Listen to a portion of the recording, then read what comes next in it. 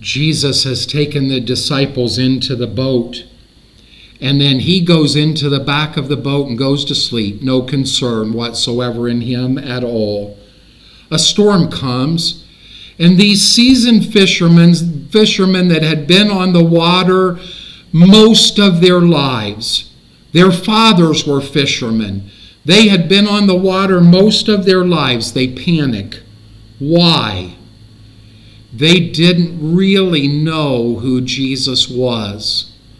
Oh, they were walking along calling him the Messiah. They thought they were in the in crowd. They thought they were going to be the movers and shakers and the rulers in the nation of Israel. They're beside the coming king. And buddy, they're loving just telling the stories and walking beside him and watching him do all of these powerful things, taking on the Pharisees and putting them in their place, and the Sadducees and putting them in their place. Boy, what a wonderful thing to be with Jesus. But they didn't really know who Jesus was. And so as the storm comes, they panic.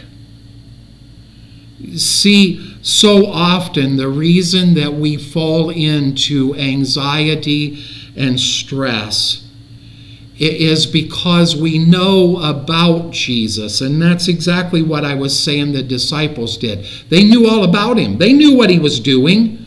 They were there. They watched him touch the funeral bier and watched a man that was stone cold dead rise up. They knew what he was doing, but they didn't really know him. Folks, you need to get to not just know about Jesus and the things he has done. You need to get to know him for who he is. And when you do that, the anxiety and the stress, what I was talking about there last session, that we just go limp. Why wouldn't you go limp? Why wouldn't you go limp? You know who he is. They didn't really know who he was. So they wake him up and say, Master, don't you care that we're going to die? I don't know if he actually did that or not. But in my mind's eye, I have always seen Jesus putting his hand up to his mouth and letting out a big yawn. No big deal, boys. Give me just a second.